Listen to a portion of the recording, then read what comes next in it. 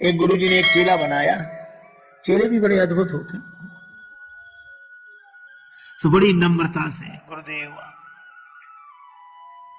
बैठा पास में था। तब तक गुरुजी ने कहा कि बेटा पानी बरस रहा है, गाय को बंधन से मुक्त करो, दूसरी जगह बांध दो। चेला बैठे बैठे बोला, गुरुजी जो स्वयं बंधन में पड़ा हो वो क्या किसी को बंधन से मुक्त कर सकता है? क्षमा करें गुरुदेव, ये मुझसे नहीं हो सकता। बंधन से मुक्त करना तो आपका काम है गुरुदेव। गुरुजी भी समझ गए कि चेला नहीं गुरु ही मिला है। अब गुरुजी ने कहा चेले से विवाद कौन करे, चलो। गुरुजी गए, गाय को की रस्सी खोलकर उसको दूसरी जगह छाया में बांध दिया। थोड़ी देर में गुरुजी फिर बोले, बच्चा बाहर जाके देख पानी बरस रहा है कि बंद हो गया है? चेला बोला, गुरुदेव ये बिल्ली आपके पास बैठी है, बाहर से ही आई है, आप तो इसके शरीर पर हाथ घुमाओ। शरीर गीला हो तो समझ लो पानी बरस रहा है, और शरीर सूखा हो तो समझ लो पानी बरसना बंद। गुरुजी फिर भी चुप रहे। अब रात को गुरुदेव को नींद ना आए, दिया जल रहा था। बोले बेटा ये दिया बुझा दे। चेला बोला, गुरुदेव अब रजाई में घुस गए, अब कौन निकले बाहर? आप तो एक काम करो, क्या रामायण की बात याद करो, मुंदिए नयन कतों को नहीं। आप तो आंख बंद कर लो, दिया को बुझा ही समझो। गुरुजी ने दिया बुझाया और सवेरे सवेरे एक भगत आया लड्डू लेकर, महाराज भगवान को भोग लगाओ, आप भी पाओ, सबको पवाओ। गुरुजी ने भगवान को भोग लगाया, बाल भोग लेकर बोले, बच्चा प्रसाद लेगा? तो दौड़ा दौड़ा आया। बोले, गुरुदेव मैंने आपकी तीन तीन आज्ञाएं नहीं मानी है, चौथी भी नहीं मानूंगा तो घोर पाप लगेगा।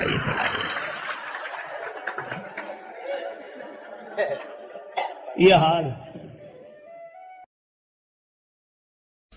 कोई रिक्शा दिख गया तो हम रिक्शा मांगते नहीं है, आवाज, ए रिक्शा, जैसे उसका नाम रिक्शा ही हो। एक आदमी ने तो हद कर दी, रिक्शे वाले से बोला, रिक्शा?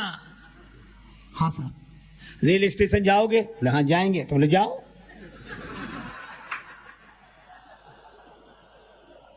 दो आदमी एक रिक्शे पर 2 घंटे बैठे, उतरकर उसे अठन्नी दे दी। रिक्शे वाले ने हाथ जोड़कर कहा कि भैया ये तो कम है।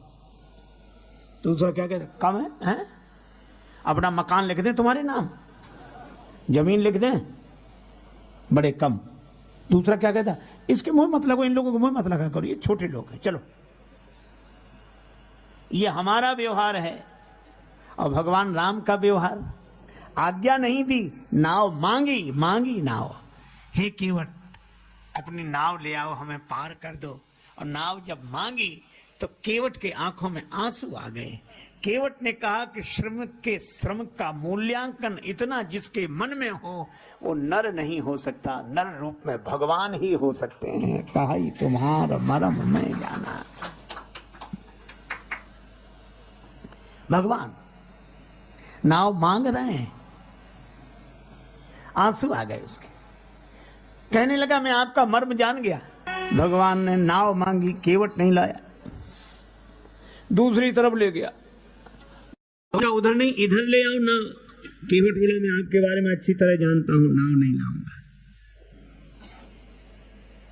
मैं आपके बारे में अच्छी तरह जानता हूं, आपको नाव की जरूरत है ही नहीं, यही जानता हूं। नाम अजामिल से खलकोट अपार, नदी भव बूढ़त काढ़े।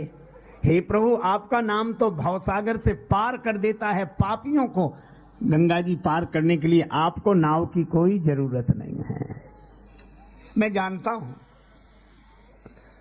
पर भगवान कहते नाव ले आओ। केवट ने मन ही मन कहा कि प्रभु जनकपुर वाले आपको जनकपुर में रोक नहीं सके, आप जनकपुर से अयोध्या आ गए। अयोध्या वाले नहीं रोक सके, आप श्रृंगवेरपुर में आ गए।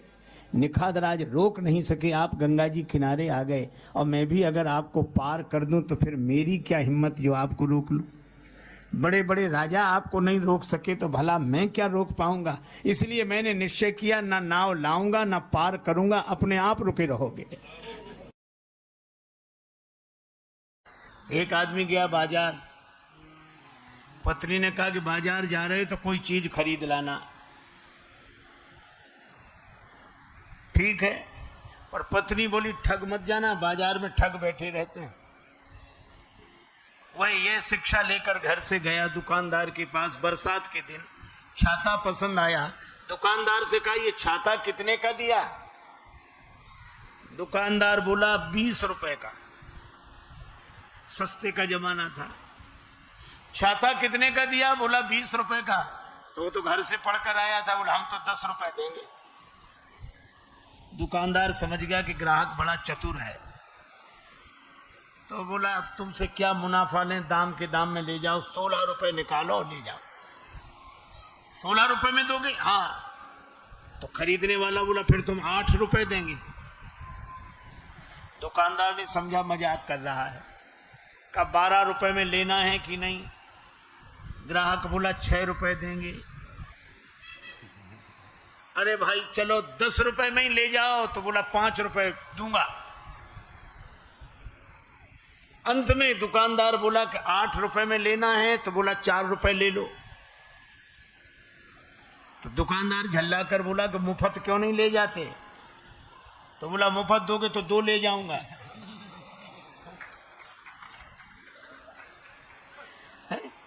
अब बोलो छाते जैसी चीज उसे मिली नहीं। क्यों नहीं मिली? क्योंकि वो किसी एक भाव में टिकता ही नहीं था। तो जब भाव में टिके बिना उसे छाता नहीं मिला, तो भाव में टिके बिना परमात्मा की छत्र छाया कैसे मिल जाएगी? भाव बिना बाजार में वस्तु मिले नहीं मोल, तो भाव बिना हरि क्यों मिले? इसलिए भाव सहित हरि बोल। विद्यार्थी से पूछा कि एक टीले पर 10 भेड़ें खड़ी हैं, तूफान आया तो 4 भेड़ें नीचे उतर गई, तो टीले पर कितनी भेड़ें शेष रही? सबने कहा 6, सबने कहा 6। एक विद्यार्थी बोला एक भी नहीं। कहा क्यों? बोले जब एक भेड़ चलती है तो उसके पीछे जितनी भेड़ें होती सब चली जाती है, 4 उतर गई तो 6 क्या करना ही थी वहां? तो ये जो अनुभव की बातें हैं ये गणित से समझ में नहीं आती, अनुभव की बातें हैं। एक अध्यापक ने एक विद्यार्थी से पूछा कि तुम्हारे पिता हमसे 5000 रुपए उधार लें 3 रुपए प्रति सैकड़ा ब्याज के दर से, तो 6 महीने बाद कितना लौटाएंगे, हिसाब लगा के बताओ। विद्यार्थी बोला सर 1 नया पैसा नहीं। अध्यापक ने डांट कर कहा क्यों रे, तुझे गणित नहीं आता है? बोला हमें तो गणित आता है, हम तो हिसाब जानते हैं, पर आप हमारे बाप को नहीं जानते। उसने जिसका लिया है दिया है आज तक, जो तुम्हारा ही देगा। तो बोलो अनुभव की बात कह रहा है, सीधा गणित नहीं लगता, लेकिन उसके अनुभव की बात है। इसी तरह गुरुदेव के वचन को बुद्धि के गणित से समझने की चेष्टा न करो, बल्कि गुरुदेव के वचन को तो वेद मंत्र मानकर श्रद्धा पूर्वक पालन करो। यही गुरुदेव की महिमा है। उन्होंने कहा कि तुम चिंता मत करो, 2 मैं कह रहा हूं 2। और तो विश्वामित्र जी को राम जी लक्ष्मण जी मिले, किसकी कृपा से? गुरुदेव की कृपा से। एक आदमी गांव में गया अपने मित्र के साथ, घूमने निकला तो छोटा सा गांव, एक व्यक्ति तेल बेचता था, अकेला आदमी, और भीतर उसने कोल्हू चला रखा और बाहर बैठकर तेल बेचे। इस व्यक्ति ने देखा कि अकेला आदमी कैसे करता है, तो उसने कहा कि तुम ये बैल को हाँकते नहीं हो और कैसे बिना तुम्हारे चलाए चलता है? तो उस आदमी ने कहा कि बैल को मैं हाँक देता हूं और जब चलने लगता है तो बाहर आके बैठ जाता हूं, तो उसे पता नहीं लगता कि तुम पीछे हो। तेल बेचने वाले ने कहा हमने उसकी आंख पर पट्टी बांध रखी। सो तो ठीक है, लेकिन तुम बाहर बैठे हो, बैल अगर चलना बंद कर दे तो तुम्हें कैसे पता लगेगा? तेल बेचने वाला बोला हमने उसके गले में घंटी बांध रखी, चलना बंद होता घंटी बजनी बंद हो जाती, हम फिर जाके हाँक देते हैं। पर वो तार्किक मानने कोई तैयार नहीं। वो कहने लगा कि नहीं ये भी कोई बात नहीं हुई। कहा क्यों? कहा ऐसा भी तो हो सकता है कि बैल एक ही जगह खड़ा खड़ा गर्दन हिलाता रहे, एक ही जगह खड़ा खड़ा गर्दन हिलाता रहे तो भी तो घंटी बजेगी। तेल बेचने वाला हाथ जोड़ के बोला बाबूजी वह बैल है, आपकी तरह तार्किक नहीं है। ये तर्क वाले एक ही जगह खड़े खड़े गर्दन हिलाते हैं। अरे भाई, भगवान की भक्ति का सुख लो, भगवान की भक्ति का आनंद लो। जनक जी जैसे ज्ञानी भी भगवान के भक्त हो गए। अच्छा देखो, एक और अद्भुत बात मैं आपसे बताऊं, श्री जनक जी ज्ञानी हैं, ज्ञानाभिमानी नहीं है, और ज्ञानी के यहां भक्ति प्रकट हुई। श्री सीता जी, अच्छा भक्ति की क्या पहचान है कि भक्ति प्रकट हुई? का भक्ति के प्रकट होते ही वर्षा होने लगी। वर्षा ऋतु रघुपति भगति तुलसी साली सुदास। भक्ति के कारण वर्षा होती है। जिसे एक बार जीवन में प्रभु का प्यार मिलता है, उसे बस आंसुओं के हार का उपहार मिलता है। न पूछो उस दिल की बेकली का हाल, मत पूछो, न तन से प्राण जाते हैं, न प्राणाधार मिलता है। भला किसको दिखाएं मर्ज की बढ़ती हुई मंजिल, न कोई वैद्य मिलता है, न कुछ उपचार मिलता है, और दूर रहने पर भी न जाने क्या क्या बात होती है। हृदय के तार से जब उस हृदय का तार मिलता है, और जहां कुछ छल छलाता अश्रु जल दिखलाई देता है, उसी मानस में हमें वह सांवला सरकार मिलता है।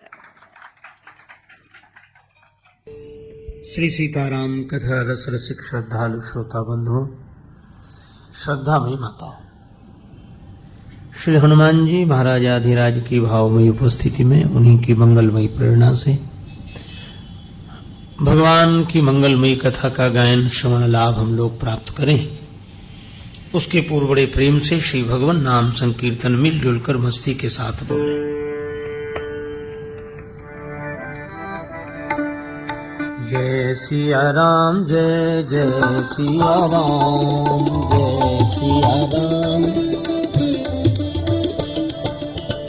जय सिया राम, जय जय सिया राम,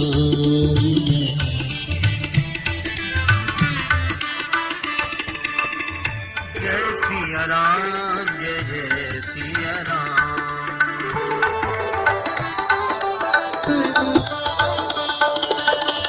जय सिया राम, जय जय सिया राम, जय सिया।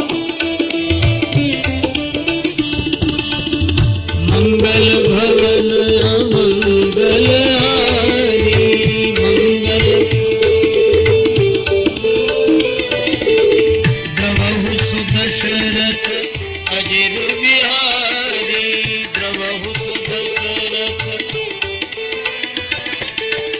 जय सिया राम, जय जय सिया राम,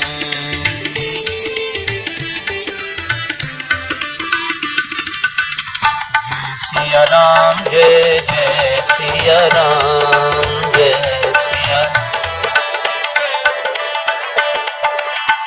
जय सिया राम, जय जय सिया राम,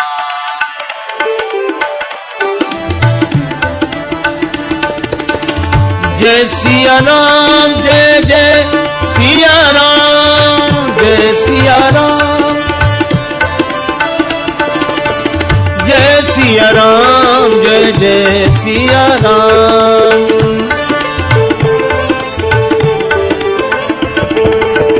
जय सिया राम, जय जय सिया राम, जय सिया, जय सिया राम, जय जय सिया राम, जय सिया। अशरण शरण दया के धाम,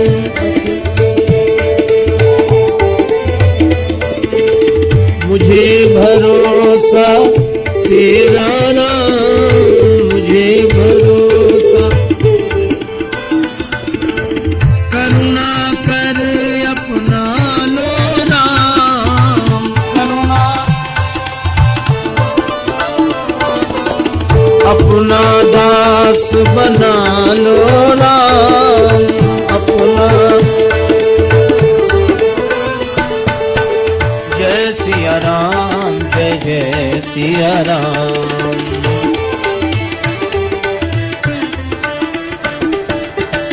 जय सिया राम, जय जय सिया राम, जय सिया,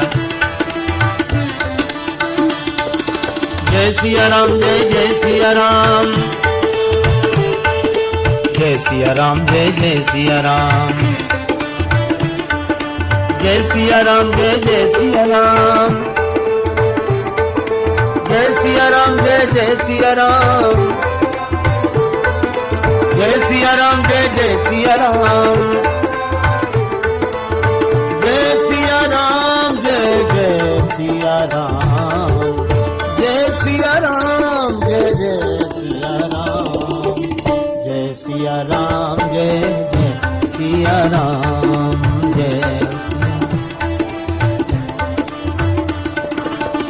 जय सिया राम, जय जय सिया राम, जय सिया राम, जय सिया राम, जय जय सिया राम, जय जय सिया राम, सिया राम। श्री सीताराम जी महाराज की, श्री हनुमान जी महाराज की।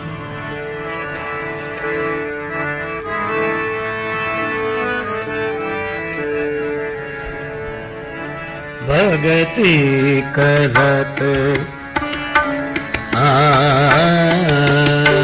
भगति करत बिनु जतन प्रयासा,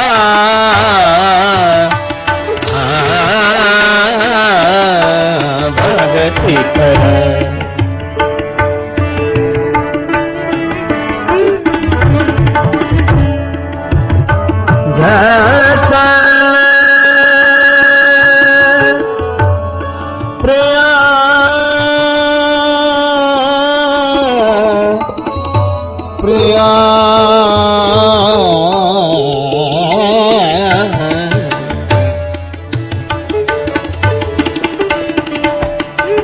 भगति करत बिनु जतन प्रयासा, भगति करत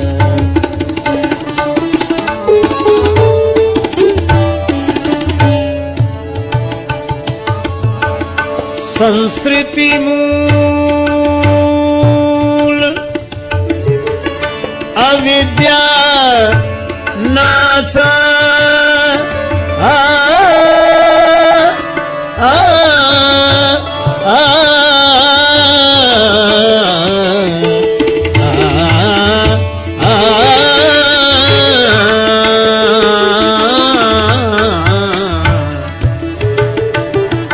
बिनु जतन प्रयासा, भगति करे।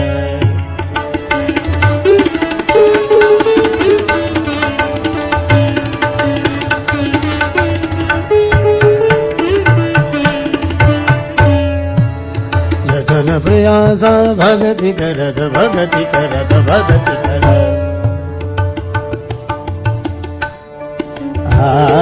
भगति करत करत।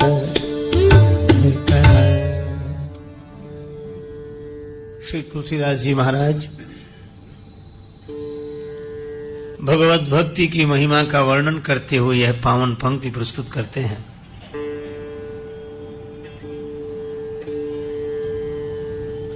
भक्ति का ऐसा प्रभाव है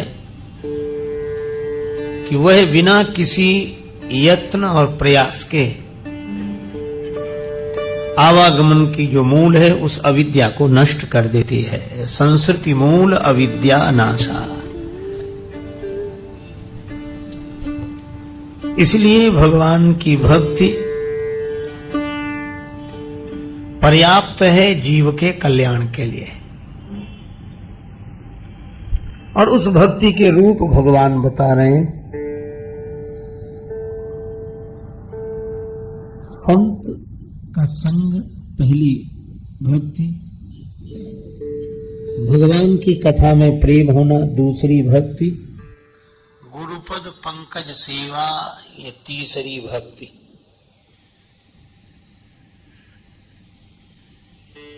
रामचरितमानस में बड़ा सुंदर संकेत है।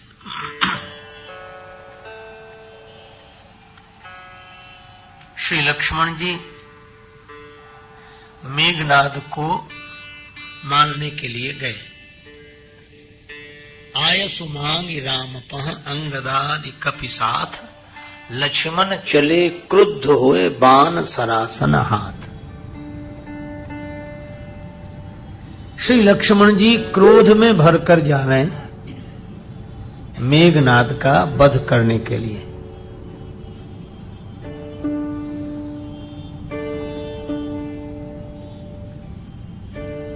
अब इस कथा को हम लोग आध्यात्मिक दृष्टि से देखें। मेघनाद को एक विकार के रूप में श्री तुलसीदास जी ने देखा है। पाकार जित काम विश्राम हारी।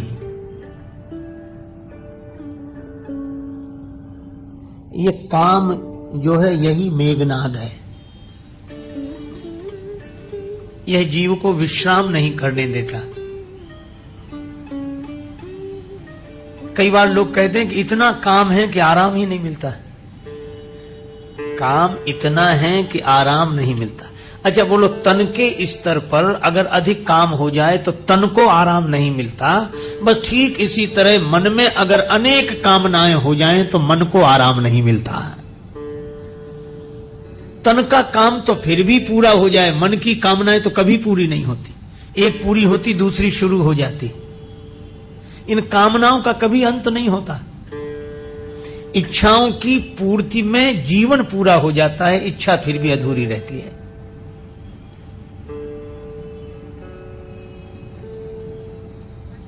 तो मन का विरोधी है यह काम, विश्राम नहीं करने देता। अच्छा अब एक दूसरे ढंग से सोचें कि काम मन को विश्राम नहीं करने देता और मन को विश्राम मिलेगा कहां? सो सुखधाम राम असनामा अखिल लोक दायक विश्रामा। राम जी विश्राम देने वाले और काम और इसीलिए मानस में अनेक प्रसंग इस बड़े गंभीर संदेश को सांकेतिक ढंग से देते हैं। जैसे शंकर जी को विश्राम मिल रहा है, क्यों? लगे करण रघुनायक ध्याना। राम जी का ध्यान कर रहे हैं तो वृत्ति अंतर्मुखी हो गई और राम जी के कारण वृत्ति अंतर्मुखी हुई और राम जी का चिंतन करते करते मन को विश्राम मिल गया। और यह भी आप देखते हैं कि विश्राम मिलता है राम के कारण। और कोई समाधि में बैठा हो तो समाधि भंग करने के लिए भेजा किसे जाता है? काम को। पठवो काम जाए स्यो पाही करे क्षोभ शंकर मन माही। काम को भेजते हैं तो काम का कारण, काम का कार्य क्या है? तो यह अंतर्मुखी वृत्ति को बहिर्मुखी बनाता है, ये भीतर से मन को बाहर लाता है। और श्री राम का से जुड़ेगा मन तो बाहर से भीतर जाएगा और काम से जुड़ेगा तो भीतर से बाहर आएगा। भीतर जाएगा तो सुखी और बाहर आएगा तो दुखी। एक संत कहते थे, अंतर्मुखी सदा सुखी और बहिर्मुखी सदा दुखी। अब इस काम के कारण मन परेशान है। तो मेघनाद है काम और श्री लक्ष्मण जी, नाम ही बड़ा सुंदर, लक्ष्मण, लक्ष्योन्मुखी मन। जो मन लक्ष्य को प्राप्त करना चाहता है वह। तो ये मन जा रहा है किसे मिटाने? काम को। अच्छा चलो बात तो ठीक है, लेकिन लक्ष्मण जी जा कैसे रहे? राम जी से आज्ञा तो मांगी पर लक्ष्मण चले क्रुद्ध होए। क्रोध में जा रहे हैं, क्रोध से भरे हुए हैं। इसीलिए मेघनाद पर विजय नहीं पा सके पहली यात्रा में। क्यों? क्योंकि काम को मिटाने जा रहे हैं और क्रोध से भरकर जा रहे हैं। तो विकार से विकार कैसे मिटेगा? क्रोध से काम नहीं मिटता। काम तो बोध से मिटता है, क्रोध से नहीं मिटता। लक्ष्मण जी गए और एक कारण और भी है। इस यात्रा में लक्ष्मण जी ने श्री राम जी से आज्ञा तो ली है पर प्रणाम का वर्णन नहीं है। आए सुमांगी राम अपा। और दूसरी बार जब गए तब रघुपति चरण नाय सिर चले तुरंत अनंत। राम जी के चरणों में प्रणाम किया। तो कथा ने संदेश यह दिया कि इन विकारों पर, काम जैसे प्रबल विकार पर विजय अपने आचरण के बल पर प्राप्त नहीं की जा सकती, वह तो भगवान के चरण के बल पर ही प्राप्त की जा सकती। तो दो बातें हुई, विकार को मिटाना है तो बोध से भरे हो, तो भगवान के के आश्रित हों तब यह विकार मिटेंगे। यह इस कथा का संदेश है। लक्ष्मण जी गए और एक स्थिति ऐसी आई कि मेघनाद ने वीर घातनी छाड़े सी सांगी तेज पुंज लक्ष्मण उरलागी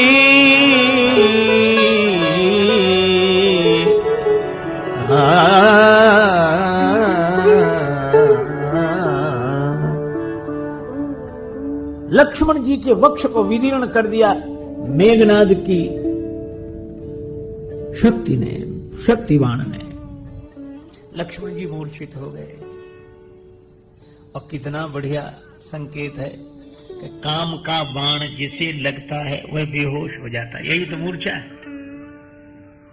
काम का बाण जिसे लगता है उसे फिर होश नहीं रहता, वह बेहोश हो जाता है। लेकिन उपाय क्या है?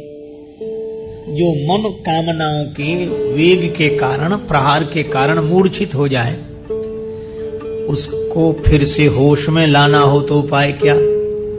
पहला काम तो सबसे बढ़िया यह हुआ कि हनुमान जी महाराज आ गए और हनुमान जी ने लक्ष्मण जी को गोद में उठा लिया। हनुमान जी ने लक्ष्मण जी को गोद में उठाया और हनुमान जी ले आए तो लक्ष्मण जी को राम जी की गोद में डाल दिया। अब संकेत यह मिला कि विकारों के कारण मन अगर मूर्छित हो जाए तो उसके कल्याण का उपाय यह है कि संत अपनी गोद में लेकर भगवंत की गोद में डाल दें। अच्छा, संत की एक पहचान ही है, इसीलिए प्रथम भगति संतन कर संगा। संत कौन? कहा कि जो मूर्छित को अपनी गोद में तो उठाएं पर डालें भगवान की गोद में। अपने से जुड़े हुए को जो भगवान से जोड़ दे उसी का नाम संत है। इसलिए मानस में आपको 2-3 तरह के संत दिखाई देंगे। श्री हनुमान जी ऐसे संत हैं कि वे भगवान के चरणों में ही रहते हैं। अंगद जी भगवान के चरणों में, बड़ भागी अंगद हनुमाना चापत चरण कमल विधि नाना। और दोनों भगवान के चरण से जुड़े हैं और दोनों दूसरे को भी भगवान के चरण से जोड़ते हैं। हनुमान जी रावण से कहते हैं राम चरण पंकज उर धरहु लंका अचल राज तुम करहु। और अंगद जी का ढंग दूसरा है पर काम वही है जो संत का है। संतों की अपनी अपनी शैली होती है, अपना अपना ढंग। हनुमान जी ने तो हाथ जोड़कर कहा कि रावण राम चरण पंकज उर धरहु, बड़ा सुख मिलेगा तुम्हें। क्यों? क्योंकि हनुमान जी भगवान के चरणों में रहते, उन्हें पता है। पर अंगद जी ने दूसरी बात कही। अंगद जी बोले जो मेरा पांव हिला दे राम जी लौट जाएंगे। सीता जी को दांव पर लगा रहा हूं मैं। रावण ने यही अर्थ लगाया, यद्यप अंगद जी ने ऐसे नहीं कहा था। अंगद जी ने तो कहा था फिर ही राम सीता मैं हारी। राम सीता तो लौट ही जाएंगे, हारूंगा तो मैं ही। पर रावण ने अर्थ लगाया फिर ही राम सीता में हारी। ये वैसी बात हुई, एक आदमी खरबूजे बेच रहा था और बोला खरबूजे खरीदो, शक्कर से भी मीठे, शक्कर से मीठे खरबूजे, शक्कर से मीठे खरबूजे। एक ने खरीद लिया, बिल्कुल स्वाद नहीं था। पकड़ो पकड़ो इसे। बोले तुम कह रहे थे खरबूजे शक्कर से मीठे, ये तो बिल्कुल मीठे नहीं है। बोले आपने हमारी बात ध्यान से सुनी नहीं, ये वैसे मीठे नहीं शक्कर से मीठे। शक्कर लगाओ तो मीठे हैं, वैसे नहीं है। तो अंगद जी ने तो वही कहा फिर ही राम सीता मैं हारी। पर रावण ने अर्थ लगाया कि राम जी लौट जाएंगे, सीता जी को ये दाव पर लगा रहे। तो रावण बोला बंदर का पांव उखाड़ दो। बड़े बड़े आए पर अंगद जी का पांव हिला नहीं। रावण से अंगद जी बोले अब तुम ही बचे हो, आओ। रावण गया और जैसे ही अंगद जी के पांव पकड़ने के लिए झुका, अंगद जी ने तुरंत पांव हटा लिया। बोले ये क्या कर रहे हो, पांव पकड़ने क्यों नहीं दिया? अंगद जी बोले बस यही सिखाना था, झुकना सीख लिया है ना। पर झुकना यहां सीख लो, पर पकड़ो तो भगवान के चरण। गहसी न राम चरण सट जाइए। तो संत कौन? जो अपने चरण में झुकना सिखाए लेकिन चरण भगवान का पकड़ाए, वह संत है। झुकना यहां सीखो, चरण भगवान का पकड़ो। संत कभी भगवान की जगह नहीं लेता, भगवान से जोड़ता है। यह हनुमान जी, अंगद जी संत हैं, और रावण ऐसा संत है बनकर आया, ऐसा साधु बनकर आया। वह सीता जी से कहता है कि राम जी की जगह हमें स्वीकार कर लो, और श्री सीता जी भक्ति रूपा हैं। तो जो बनावटी संत हैं वे तो भक्ति से कहते हैं कि भगवान की जगह हमको ही स्वीकार कर लो। भक्तों में जो भक्ति की भावना है उनसे कहते हैं भगवान कहां मिलेंगे, बस मिल गए, सामने देखो प्रत्यक्ष बैठे। अरे भाई, रावण भगवान का विरोधी है, और काल ने भी हनुमान जी को संजीवनी बूटी लेने नहीं जाने देता। और संजीवनी बूटी क्या? रघुपति भगति सजीवन मूरी, वो भक्ति का विरोधी। तो भक्ति का विरोधी कोई संत नहीं हो सकता, भगवान का विरोधी कोई संत नहीं हो सकता। संत वह है जो प्राणी को भक्ति से और भगवान से जोड़े। हनुमान जी ने इसीलिए अपनी गोद में उठाया और राम जी की गोद में डाल दिया। बहुत दिन बाद एक चर्चा हो रही थी श्री राम दरबार में, पुरानी बातों को याद करके कि धन्य है जटायु जी, वे ऊपर से नीचे गिरे तो राम जी ने अपनी गोद में उठा लिया।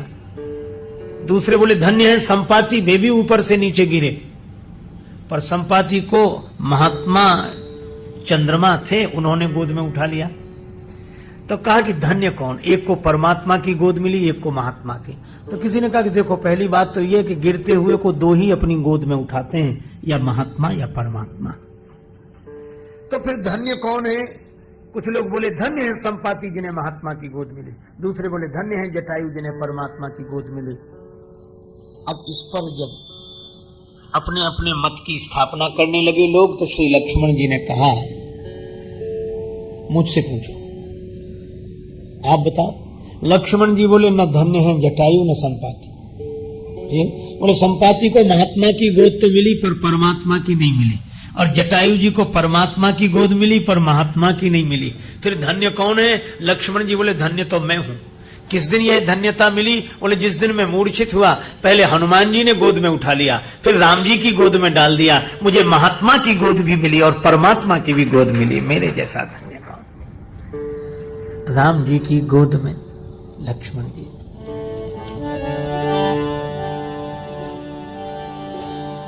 अनुज देखी प्रभुअति दुख मान,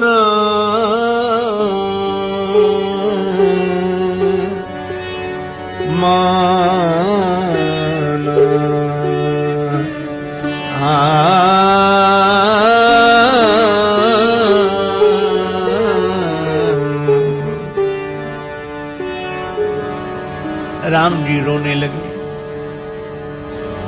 लक्ष्मण है मेरी गोद में, लेकिन आंख नहीं खोल रहे, और संकेत यह है कि भगवान की गोद में ही यह जीव है, पर कामनाओं के प्रहार से ऐसा मूर्छित है कि आंख नहीं खोल रहा है। आंख खोल दे तो भगवान की गोद में तो है ही।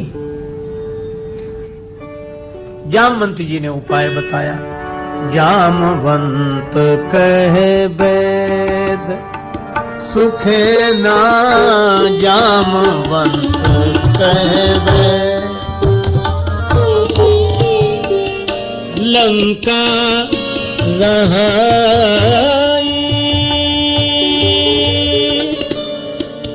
ओ पठइए लेना कहबे वेद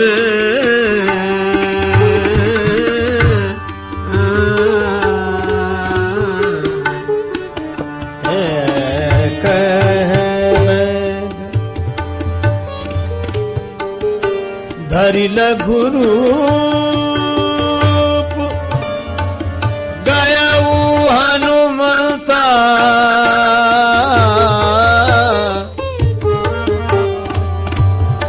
आने भवन समेत तुरंत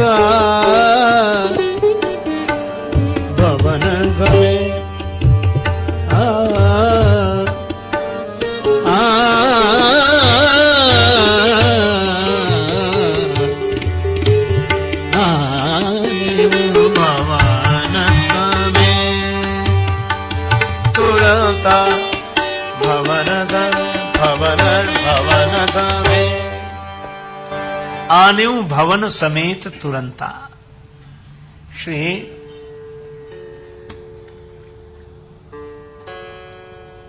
हनुमान जी महाराज को भेजा गया।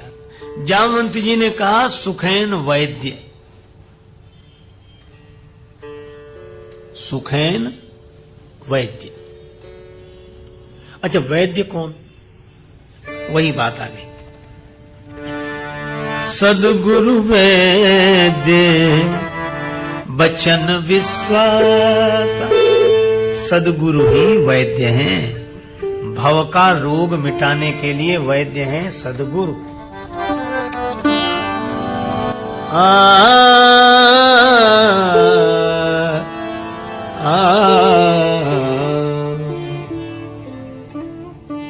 भवरोग मिटाने वाले वैद्य सदगुरु। इसीलिए ये भवरोग गुरु कृपा के बिना नहीं मिटेगा।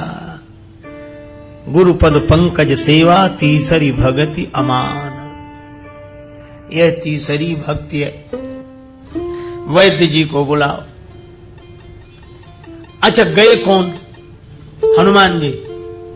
और कितना बढ़िया संकेत है, वैद्य को हनुमान जी ही ला सकते हैं और कोई नहीं। हनुमान जी क्यों ला सकते हैं? क्योंकि हनुमान जी का नाम बड़ा अच्छा है। हनुमान, जिसने अपने मान का हनन कर दिया हो वही तो हनुमान है। तो सदगुरु को वही ला सकता है जिसने अपना मान छोड़ दिया हो। क्यों ला सकता है? क्योंकि गुरुपद पंकज सेवा तीसरी भगति अमान। और अमान माने हनुमान। सबहि मान प्रद आप अमानी। हनुमान, अच्छा हनुमान जी मान छोड़कर गए क्यों? कितने बड़े हैं। अतुलित बलधामम हेम शैलावदेहम तनुजुबन प्रशानम ज्ञानी नाम अग्रगण्यम सकल गुण निधानम वानराणाम धीशम रघुपति प्रिय भक्तम बात जातम नमामि। इतनी विशेषताएं हैं। लेकिन जब वैद्य को लेने के लिए गए तो सारे अभिमान छोड़कर धरि लघु रूप गयऊ हनुमंता। लघु बनकर गए, छोटे बनकर गए। इसलिए गुरुदेव के पास जब जाओ तब छोटे ही बनकर जाना चाहिए। और जगह बड़े बने रहो, पर जब गुरुजी के सामने जाओ कम से कम तब तो छोटे बनकर जाओ। लघु। हनुमान जी से किसी ने पूछा लघु होकर क्यों जा रहे? बोले गुरु के पास जा रहे हैं। तो पता तो लगे कि लघु कौन है और गुरु कौन। अगर हम लघु नहीं बनेंगे तो पता ही कैसे लगेगा कि गुरु कौन है? लघु के कारण ही तो गुरु का पता लगता है। हनुमान जी लघु बनकर गए और भवन समेत ले आए। अब यह भी एक बड़ी विचित्र बात है। मकान सहित ले आए। अब ये मकान में लाना सहित लाने का क्या अर्थ है?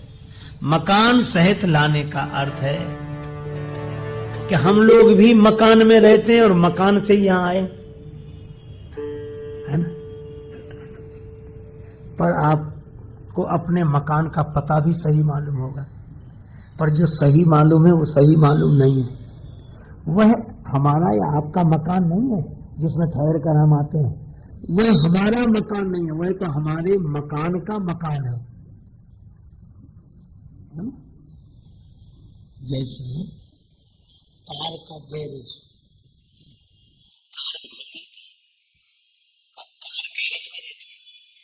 इसी तरह हम शरीर में रहते हैं और शरीर मकान में रहता है। तो शरीर हमारा मकान है और मकान हमारे मकान का मकान है। शरीर हमारा मकान है और मकान हमारे मकान का मकान है। और वैद्य को मकान सहित लाने का अर्थ यह है कि सदगुरुदेव जब भी इलाज के लिए आते हैं मकान सहित ही आते हैं। बिना मकान के इलाज नहीं कर सकते। अब मकान का अर्थ क्या है? बोले भगवान को जब किसी का भवरोग मिटाना होता है तो शरीर रूपी मकान में बैठकर गुरुदेव का रूप धारण करके आते हैं इलाज करने के लिए। यही मकान के सहित आना है। ये काया कुटिया निराली जमाने भर से, काया कुटिया निराली 10 दरवाजे वाली जमाने भर से, 10 दरवाजे वाली। थोड़ा अनुभव कर लो। हम लोग इस समय भी अपनी कुटिया में ही बैठे हैं, तो कुटिया में तो खिड़की होती है, जब चाहो उसके दरवाजे खोल लो, जब चाहो बंद कर लो। तो इस काया की कुटिया में भी खिड़की है। सबसे सुंदर आंख की खिड़की, जिसमें पुतली काली जमाने भर से काया को किया निराली, जमाने भर से काया को किया निराली, जमाने भर से।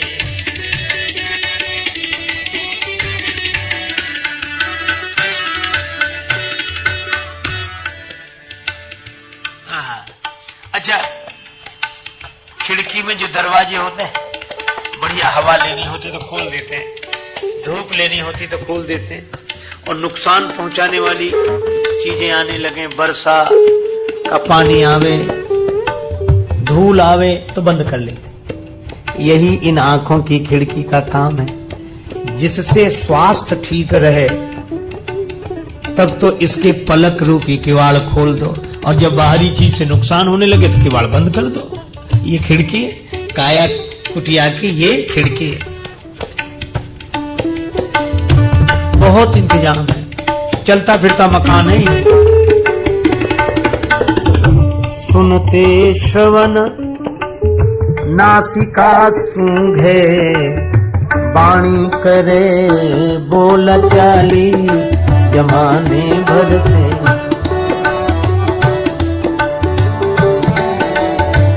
मुख के भीतर रहती रसना, सट रस स्वादों वाली, लेना देना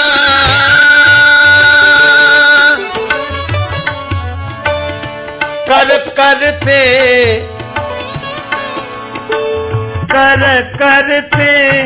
ये कर लेना देना कर करते, पग चाल चले मतवाली, जमाने भर से काया कुटिया निराली, जमाने।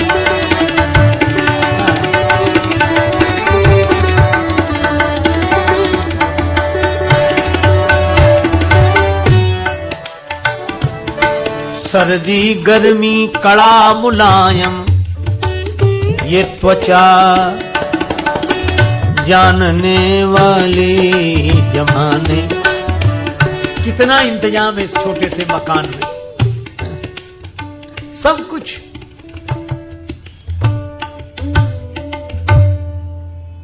अच्छा, इतना आलीशान मकान है तो चौकीदार भी तो होना चाहिए। है कौन? काम क्रोध मद लोभ आदि से बुद्धि करे रखवाली, जमाने भर से काया कुटिया निराली। ये बुद्धि का चौकीदार है। लेकिन भाई एक बात है, चौकीदार तो जगाता रहता, जागते रहो जागते रहो। अब कोई न जागे तो चौकीदार क्या करे? चौकीदार की बात मकान में रहने वाला न माने तो रहने वाले ने मालूम क्या किया? चौकीदार की तो सुनता नहीं, बुद्धि की सुनता नहीं, ये मन। रहने वाले तो भीतर बाहर के नौकरों से मित्रता करे, बाहर ही रहता है।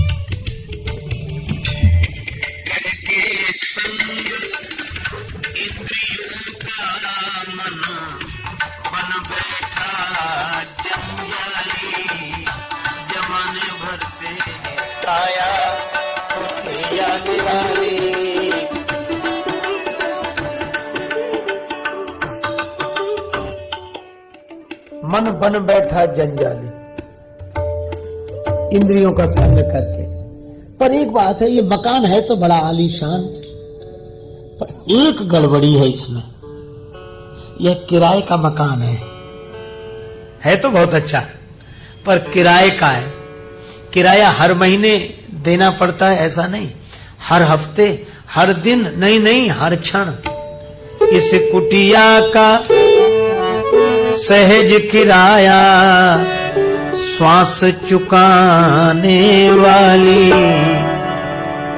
श्वास ही इस कुटिया का किराया है, जो हर क्षण जिसका आना जाना चल रहा है। किराया खत्म, मकान खाली। इसीलिए जन राजेश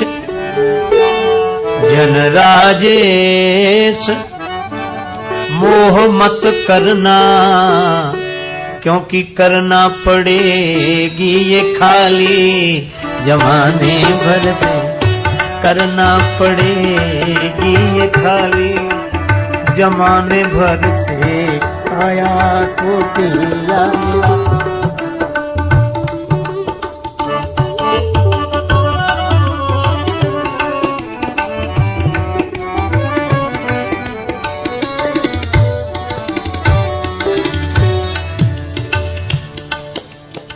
यही मकान है। तो हनुमान जी जो वैद्य को ले आए, तो वैद्य माने सदगुरु, और सदगुरु शरीर के मकान सहित आए, चलता फिरता मकान है। आने भवन समेत तुरंता। अब उपाय पूछा, वैद्य जी ने बड़ी बढ़िया बात कही। उपाय तो है, संजीवनी बूटी चाहिए। और संजीवनी बूटी क्या, मैं पहले ही कह चुका हूं, रघुपति भगति संजीवनी मूढ़ी, भक्ति की संजीवनी बूटी। कहां मिलेगी? उत्तराखंड में पर्वत पर। लेकिन एक शर्त है, रात्रि बीतने के पहले पहले आ जानी चाहिए। अब यह भी बड़ा सार्थक संकेत है, रात्रि बीतने के पहले। ये भक्ति की संजीवनी बूटी जीवन के रहते रहते आ जानी चाहिए। रात्रि रहते रहते, जीवन के अर्थात शरीर के रहते रहते। और इसीलिए अपने यहां बड़ा अच्छा विधान है। एक सज्जन बोले रात तो सोने के लिए है। हमने कहा बिल्कुल है, लेकिन पूरी रात नहीं, रात रहते जाग जाना चाहिए। ब्रह्म वेला में हम लोग जागते हैं, सूर्योदय के पहले जागते हैं, या यूं कहो कि रात्रि के चौथे पहर में जागते हैं। इसका अर्थ है कि ऐसा अभ्यास हो जाए कि अगर हम रात्रि के चौथे पहर में जागते रहेंगे तो पूरी जिंदगी न जागें, पर जीवन के चौथेपन में तो जाग जाएंगे। चौथे पहर, रात अभी बाकी है, इसलिए जाग जाना चाहिए। जीवन के रहते रहते जाग जाना चाहिए। इसीलिए हमारे यहाँ परंपरा चौथेपन जाइए नृपकानन।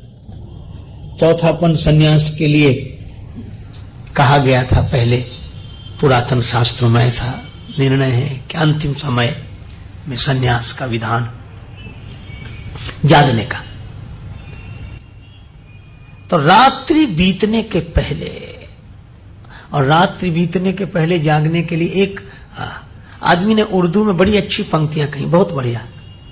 उसने कहा कि जवानी में, अर्थात जब यौवन है, अजल माने मृत्यु, जवानी में अजल के वास्ते सामान कर गाफिल, और मुसाफिर शब से उठते हैं जब जाना दूर होता है।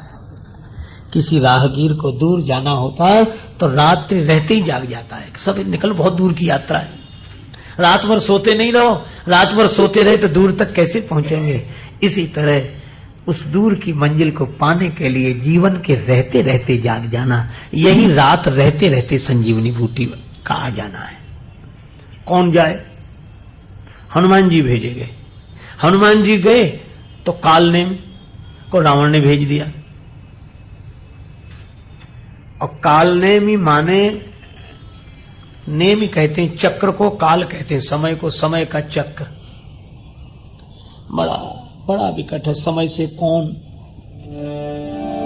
समय से कौन लड़ा मेरे भाई,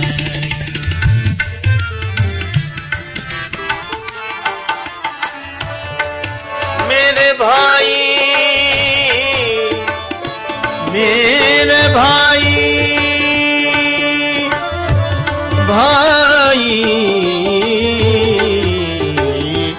कौन लड़ा मेरे भाई।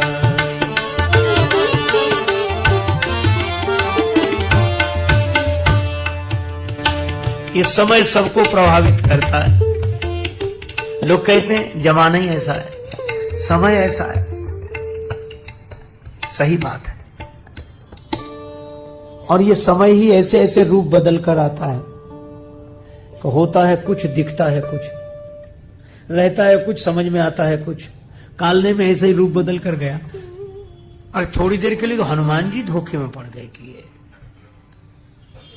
अब फिर वही बात आई, गुरुपद पंकज सेवा तीसर भगति अमान।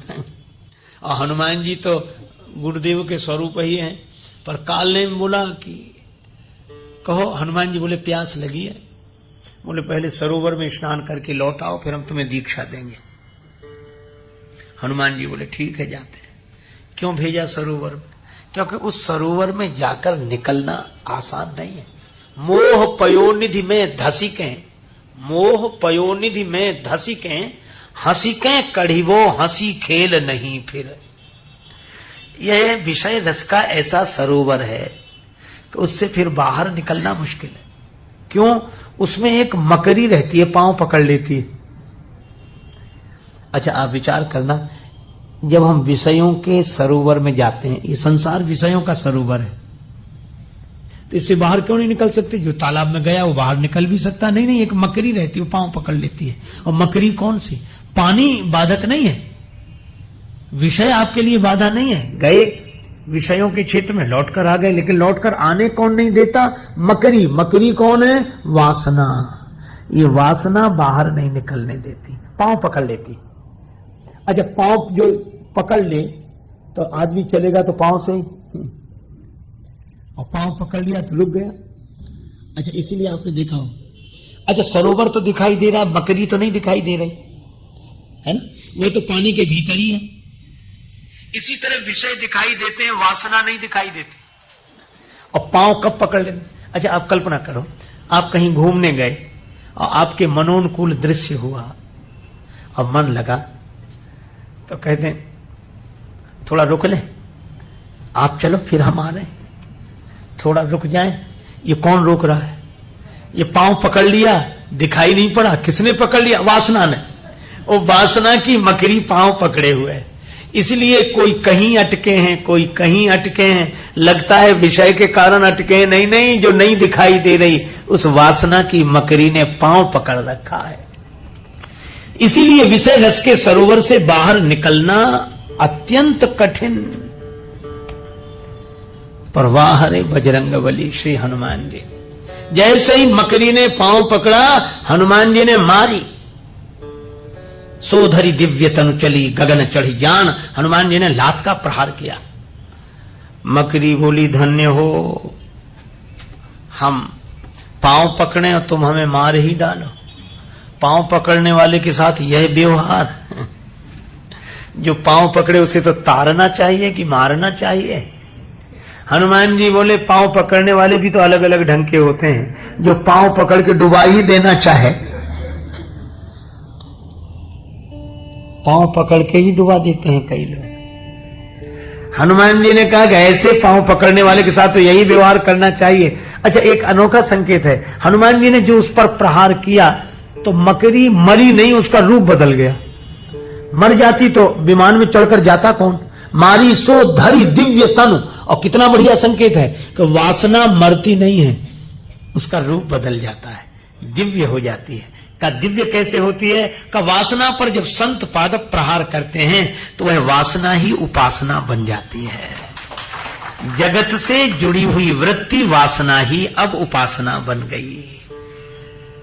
इसका अर्थ है कि मन का लगाव जगत से था तो वासना की वृत्ति, और मन का लगाव भगवान से हो गया तो उपासना की वृत्ति। यह दिव्यता आ गई, रूपांतरण हो गया वासना का उपासना में।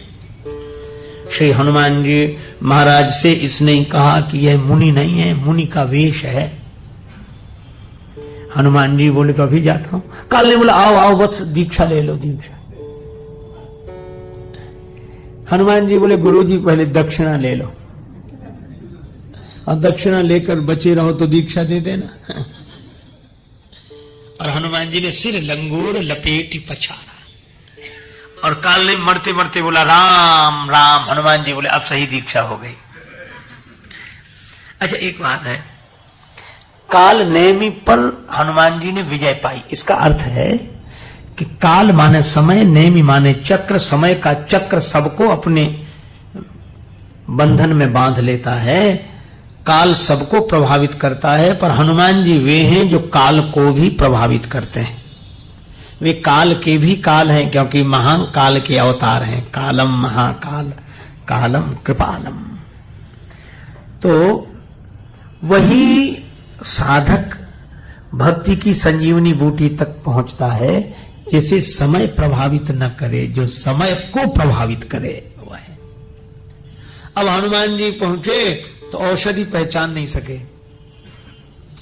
हनुमान जी नहीं पाए, कहां है औषधि? पर्वत में। और पर्वत, पावन पर्वत वेद पुराना, पावन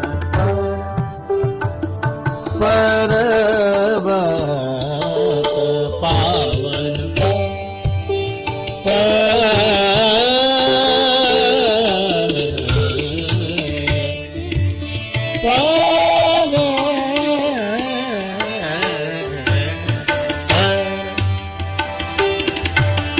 वेद पुराना पावन पावन पर पावन पर पावन पर। ये वेद पुराण ही पर्वत है। अब वेद पुराण के पर्वतों में ही भक्ति की संजीवनी बूटी। लेकिन किस भाग में? का उत्तराखंड में। ये वेदों का जो उत्तर भाग है, पुराणों का उत्तर भाग है,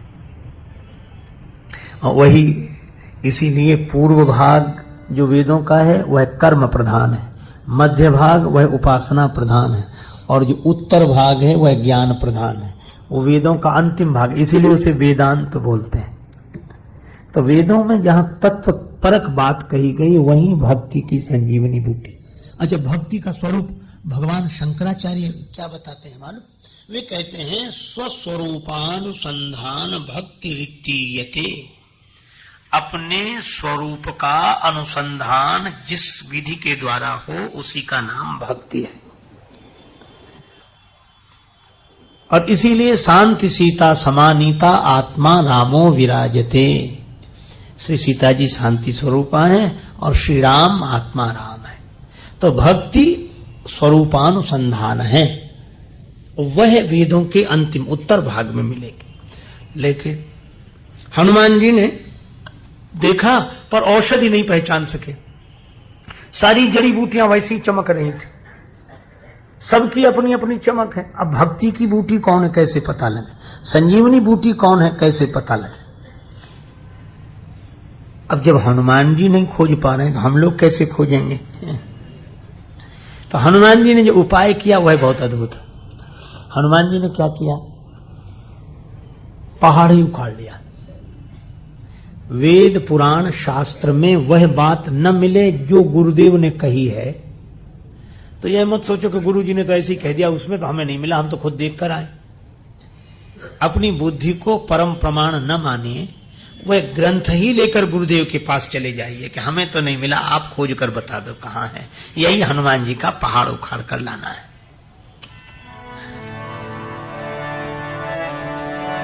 सहसा कपि उपार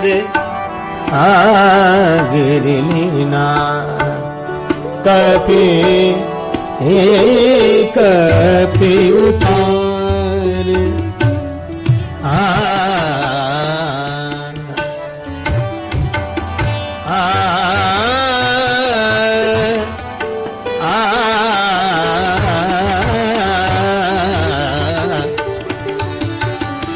सहसा कपि उपार गिरी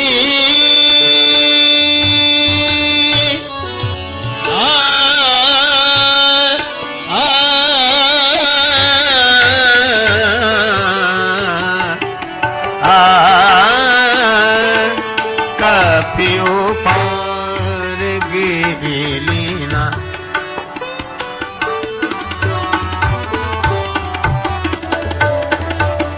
सहसा कपि ऊपर गिरी, ऊपर गिरी ना ऊपर।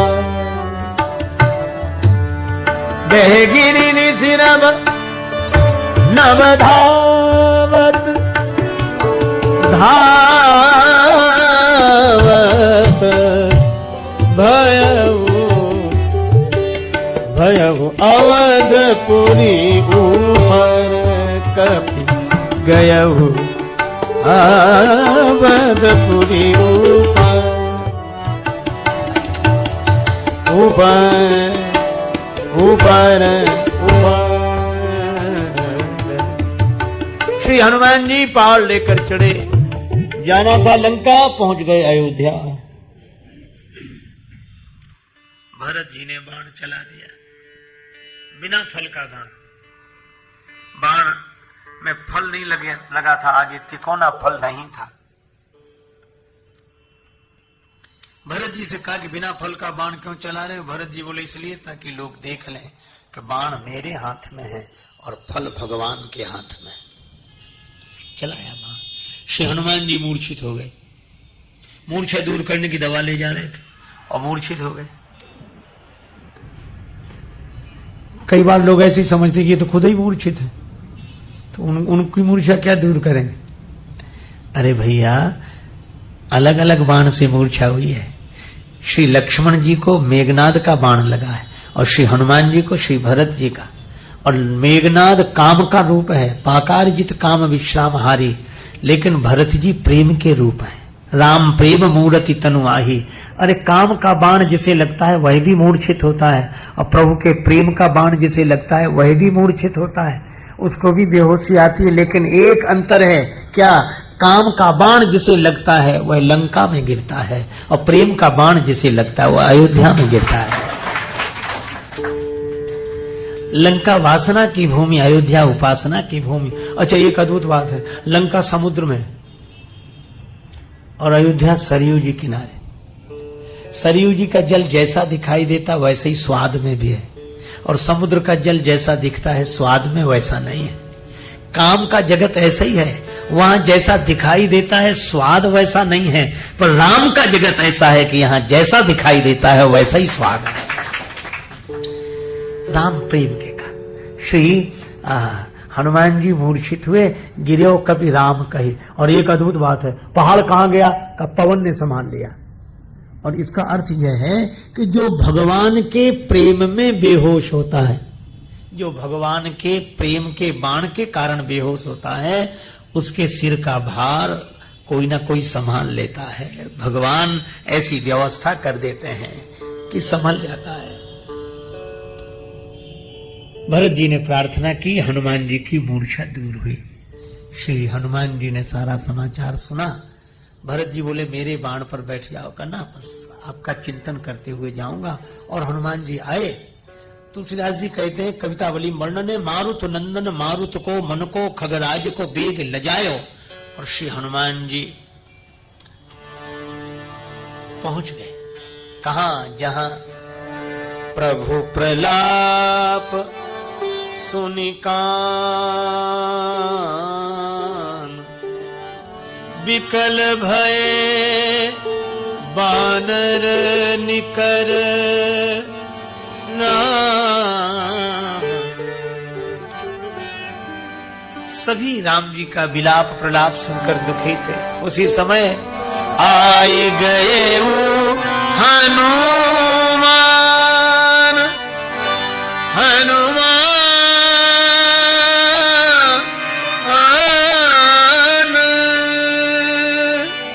जिमी करुणा करुणा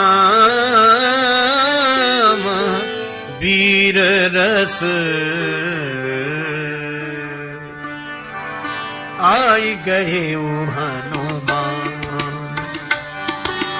आई गए हनुमान।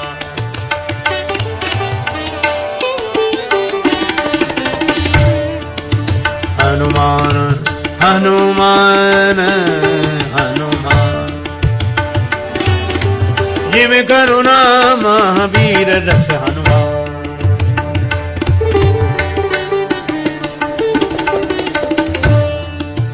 आय गए हनुमान हनुमान हनुमान,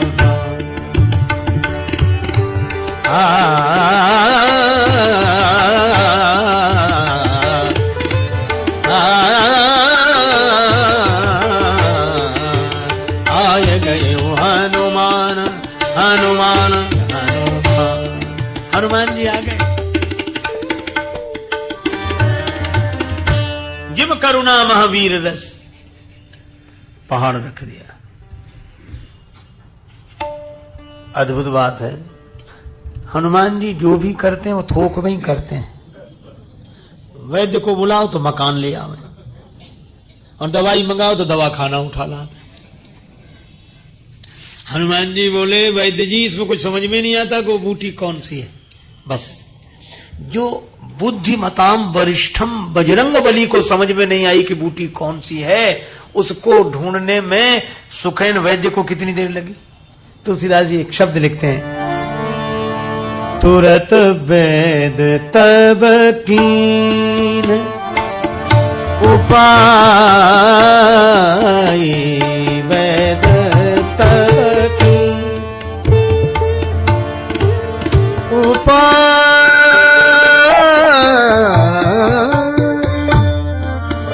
उपाय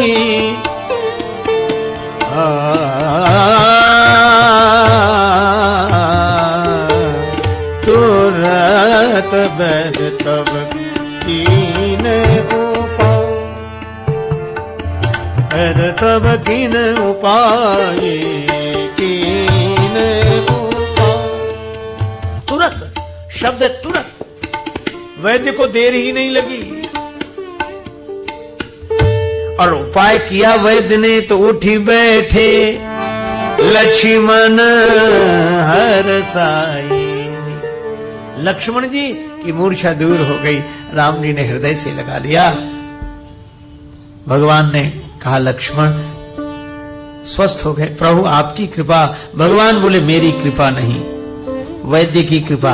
और वैद्य कौन? सदगुरु, यह गुरुदेव की कृपा है।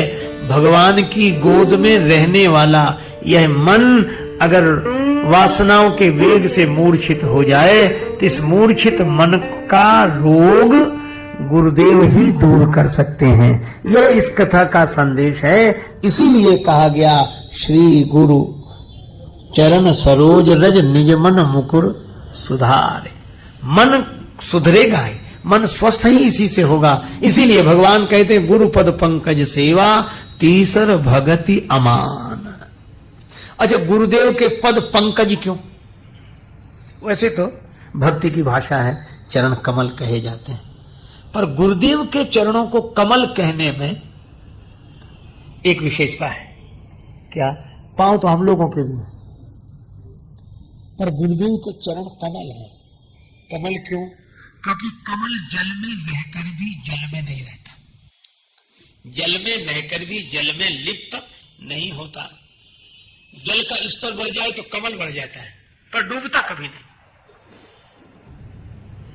अगर जल का स्तर बढ़ जाएगा तो कमल का नाल भी वृद्धि को प्राप्त होता, वह भी बढ़ जाता है, पर डूबता नहीं। इसीलिए महापुरुषों ने कहा न जग छोड़ो न हरि भूलो, कर्म कर जिंदगानी में और रहो दुनिया में तुम ऐसे कमल रहता जो पानी में। तो जैसे कमल जल में रहकर भी जल से निर्लिप्त रहता है, तो निर्लिप्तता के लिए कमल का उदाहरण श्रीमद् भगवत गीता में भी दिया गया। पद्म पत्र मिवाम्भसा, श्री रामचरितमानस में जे विरंच निर्लेप उपाये, पदम पत्र जिम जग जल जाए। तो गुरुपद पंकज सेवा तीसर भगति अमान। गुरुदेव के पद पंकज क्यों? का चरण तो हमारे भी इस धरती से जुड़े रहते हैं और गुरुदेव की भी चरण इस धरती से जुड़े रहते हैं, पर गुरुदेव के चरण कमल इसलिए हैं क्योंकि वे धरती से जुड़ने के बाद भी धरती से निर्लिप्त रहते हैं। इसलिए गुरुपद पंकज सेवा तीसर भगति अमान।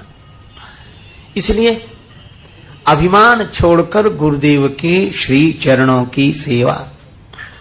तो देखो, बाल कांड में वंदना, अयोध्या कांड में गुरुदेव की महिमा का वर्णन करते हुए स्वयं श्री दशरथ जी ने कहा,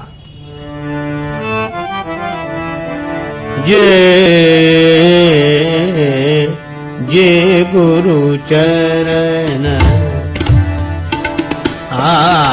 जे गुरु चरण रेणु सिर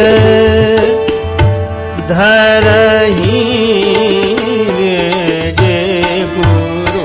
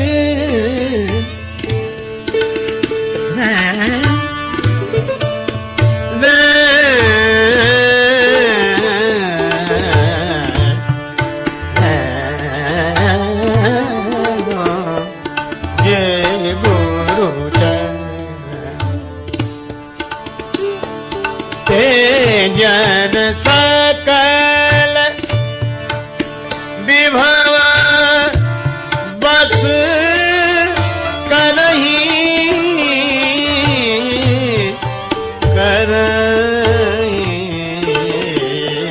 जे गुरु जय गुरु चरण जय गुरु चरण जय गुरु चरण जय गुरु चरण। गुरुदेव की चरण रज जो शिरोधार्य करते हैं। महाराज दशरथ कहते हैं, तेजन सकल विभव बस करहीं, वे संपूर्ण वैभवों को अपने बस में कर लेते हैं। दशरथ जी ने कहा, मोहिसम यह अन भयऊ न दूजे, सब पायऊ रज पायनी पूजे। बाल कांड में वंदना, अयोध्या कांड में महिमा का गायन और रामचरितमानस का जहां समापन हुआ वहां भी गुरु महिमा की ही बात। कैसे?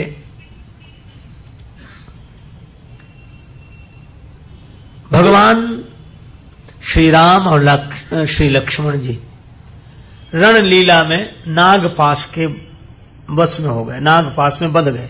ब्याल पास बस भये खरारी। नारद जी को समाचार मिला कि भगवान बंधन में। नारद जी ऐसे ही मौके की तलाश में थे, तुरंत गए। गरुड़ जी भगवान बंधन में बंधे हैं, सर्पों के बंधन में बंध गए हैं, उनका कल्याण तो आप ही कर सकते हो, उद्धार। गरुड़ जी गए। तुलसीदास जी वहां बहुत अनोखा संकेत देते हैं। खगपति तब धरि खाए माया नाग बरूथ। सांपों के पहले एक शब्द दिया माया नाग, माया के सांप थे। और माया का अर्थ मां माने नहीं, या माने जो जो हो नहीं फिर भी दिखे जिसके प्रभाव से, उसका नाम माया। तो सांप थे ही नहीं पर दिख रहे थे। इसका अर्थ है भगवान में बंधन है ही नहीं, दिखाई देता है। भगवान में बंधन नहीं है पर लगता है कि भगवान बंध गए। श्री तुलसीदास जी महाराज कहते हैं,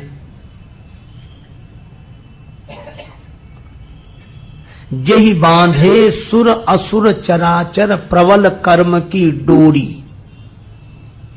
जिन भगवान ने सबको कर्म बंधन की डोरी में बांध रखा है, यही बांधे सुर असुर चराचर प्रबल कर्म की डोरी। और वे भगवान एक दिन बंधे दिखे, कहाँ? बोले यशोदा जी के आंगन में। सोई अविच्छिन्न ब्रह्म जसुमति हठी, बांध्यो सकत न छोरी। पर यह लीला है, भगवान बंधन में कभी नहीं होते, दिखाई देते हैं कि बंधन में हैं।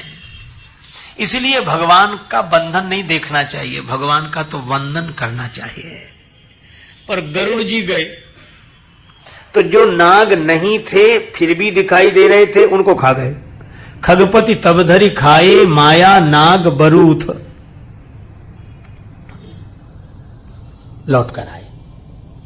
अब गरुड़ जी को यह संशय हो गया कि ये भगवान हैं या नहीं। भगवान तो सबको बंधन से मुक्त करते हैं, ये कैसे भगवान? इन्हें तो हमने बंधन से मुक्त किया। अगर हम ना होते तो ये बंधन से मुक्त होते ही नहीं। तो राम जी भगवान हैं या नहीं, यह संशय हो गया।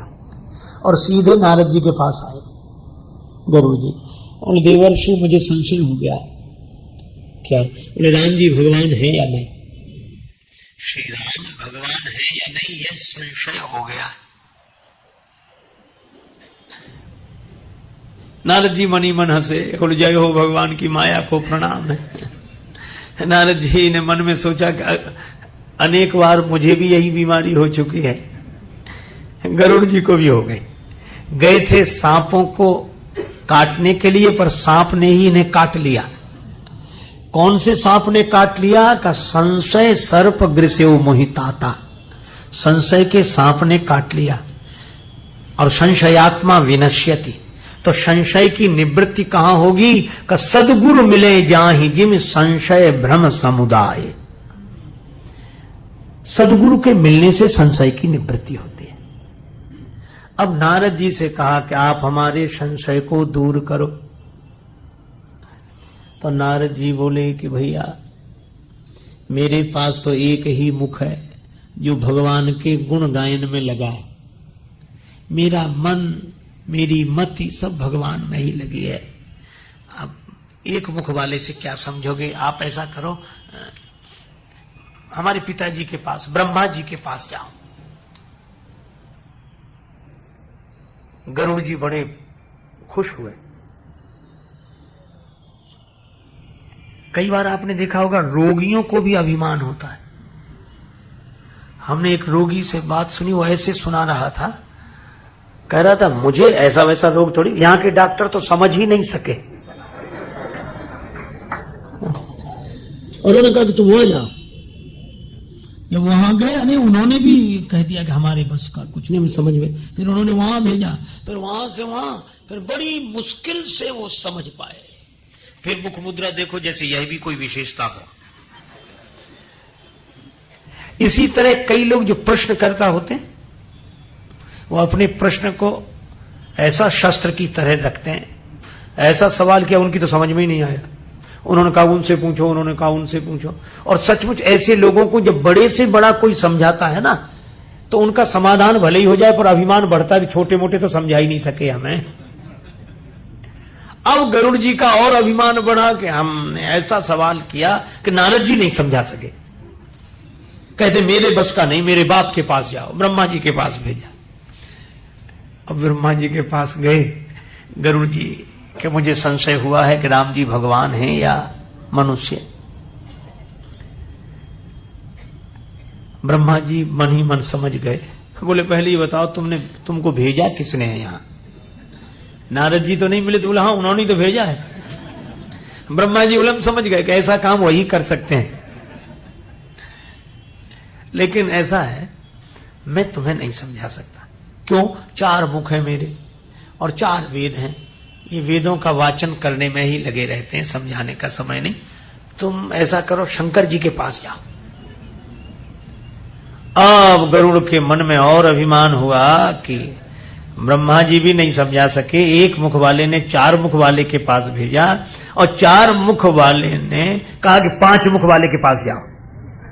एकानंद ने चतुरानंद के पास भेजा, चतुरानंद कहते हैं पंचानंद के पास जाओ। और गरुड़ जी चले, शंकर जी रास्ते में मिल गए। गरुड़ जा रहे थे कैलाश, शंकर जी रास्ते में मिले तो प्रणाम किया और कहा कि महाराज आप समझा दो राम जी भगवान हैं कि नहीं, ज्ञान दे दो, मेरा संशय दूर करो। बड़ी बढ़िया बात कही शंकर जी ने। शंकर जी ने कहा कि प्रश्न तो तुम्हारा ठीक है, लेकिन मैं तुम्हें समझा नहीं सकता। क्यों? तुम रास्ते में मिले हो, मिले हो गरुड़ मार्ग महामोही, कवन भांति समझावो तो ही। तुम रास्ते के बीच में मिले हो, इसलिए मैं तुम्हें नहीं समझा सकता। अच्छा, रास्ते में बीच में मिलने का क्या अर्थ है? शंकर जी का व्यंग यह था कि या तो तुम वहीं रहते जहां तुम थे और मैं पहुंचकर तुम्हें समझा देता तो तुम समझ लेते, या फिर तुम वहां आ जाते जहां मैं था तो बिना समझाए तुम समझ जाते। गुरुदेव का संकेत क्या है?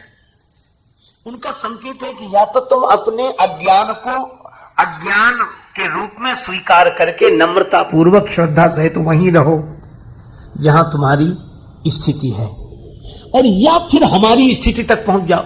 और तुम तो बीच में हो, वहां तक पहुंचे नहीं हो, यहां के रहे नहीं। और ऐसे आदमी को समझाना बड़ा मुश्किल है।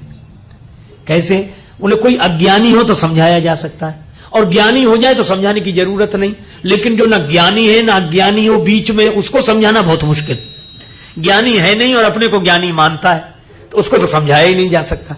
अच्छा देखो, बीच का संकेत भी बड़ा सार्थक है। अच्छा, जितने भ्रम होते हैं, एक सज्जन से मैंने पूछा कि भ्रम कब होता, कहां होता? बोले अंधेरे में। तो मैंने कहा अंधेरे में तो भ्रम हो ही नहीं सकता। बोले अंधेरे में ही रस्सी में सर्प की भ्रांति होती है। हमने कहा ना। बोले कैसे? हमने कहा अंधेरे में तो कुछ दिखेगा ही नहीं, भ्रम होगा काहे में? अंधेरे में कुछ सूझना, अपन हाथ पसारा, अपना हाथ अपने को नहीं दिखता है तो रस्सी कैसे दिख जाएगी? और उसमें सांप की भ्रांति कैसे हो जाए? कुछ दिखाई नहीं रहा है। और अच्छा, पूरा अंधेरा हो तो भी भ्रम नहीं हो सकता, और पूरा उजाला हो तो भी भ्रम नहीं हो सकता। भ्रम होता ही बीच में है, न पूरा अंधेरा न पूरा उजाला, तभी भ्रम होता। अच्छा ऐसे देख लो आप, जो पूरी तरह जागा हुआ है वह भी भ्रम में नहीं है, और जो गहरी नींद में सो गया है, अपने भीतर चला गया है, वह भी भ्रम में नहीं। ये सपना तो बीच में ही आता है, सपना बीच में। सपने की दशा कब? बोले न पूरा जागा हो आदमी और न पूरा सोया हो तो वह सपने में है। इसी तरह ये जगत की जो भ्रांति हुई है, यह सब उनको हुई है। किनको? बोले जो पूरी तरह न जागे हैं और न सोए हैं। इसीलिए उमा कहूं मैं अनुभव अपना, सत हरि भजन जगत सब सपना। ये बीच की दशा है। शंकर जी वही संकेत कर रहे हैं कि तुम बीच में मिले हो, तुम्हें समझाना मुश्किल है। न जागे हुए हो न सोए हुए हो, सपना देख रहे हो, और सपने में जो हो उसे कैसे समझाया जा सके। अब गरुड़ और खुश हुए। शंकर जी का व्यंग यह था कि तुम अपने को अज्ञानी मानते नहीं हो, इसलिए वो जगह छोड़कर आ गए। तुम अभिमान के कारण आगे आ गए और हम तक पहुंच नहीं सके। अब तुम्हें समझाना मुश्किल है। तो गरुड़ जी मन में बड़े खुश हुए कि यह भी अब ये कहेंगे कि मैं नहीं समझा सकता, हमसे बड़े के पास जाओ। जैसे एक मुख वाले ने कहा कि चार मुख वाले के पास जाओ, और चार मुख वाले ब्रह्मा जी बोले कि पंचानन शिव जी के पास जाओ, और शिव जी अब कल्पना करो, और शंकर जी कहीं यह कह देते कि हम तो पांच मुख वाले, हम नहीं समझा सकते। ऐसा करो, तुम हमारे पुत्र कार्तिकेय जी सड़ानंद जी के पास चले जाओ। अच्छा चलो, यहां तक तो गनीमत थी कि कह देते कि सड़ानंद जी के पास जाओ, और कहीं सड़ानंद जी यह कह देते कि भाई हमारे तो 6 ही मुख हैं, अगर तुम्हें समझना है तो जरा दशानंद जी के पास चले जाओ। तो क्या गरुड़ समझ पाते? इसीलिए कागभूषण जी ने बड़ी अनोखी बात, शंकर भगवान ने बड़ी अनोखी बात कही, गरुड़ अगर समझना है तो कागभूषण जी के पास जाओ। उत्तर दिश सुंदर गिरि नीला, तहां रहे कागभूषुंडी सुशीला, वहां जाओ। गरुड़ जी तो सोच रहे थे कि अपने से बड़े के पास भेजेंगे, और ये तो कह रहे कौए के पास जाओ। और पक्षियों के राजा गरुड़, और जाना पड़े कौए के पास समझने के लिए। गरुड़ जी बोले वहां जाना पड़ेगा। शंकर जी बोले समझना है तो जाओ, हम तो नहीं समझा सकते, वहीं जाओ। पार्वती जी ने बाद में पूछा कि देवाधिदेव महादेव आपने क्यों नहीं समझा दिया? शंकर जी बोले अगर हम समझा देते तो अज्ञान तो दूर हो जाता, अभिमान दूर नहीं होता। ये सबसे ये कहता कि कोई नहीं समझा सके। अरे नारद जी ने तो साफ जवाब दे दिया कि हमारी बस की बात नहीं। ब्रह्मा जी बोले हम भी नहीं समझा सकते। वो फिर शंकर जी के पास गए, वो भी बड़ी मुश्किल से समझा पाए। शंकर जी बोले हम समझाते तो ये अभिमान लेकर सारी दुनिया में कहता कि शंकर जी ने समझाया मुझे। और बोले कौए से समझेगा तो किसी से नहीं कहेगा कि किसने समझाया, कहेगा ही नहीं। क्यों? हुई है कीन कब अभिमान, हुए है कीन कब सुख होवे च कृपा निधान,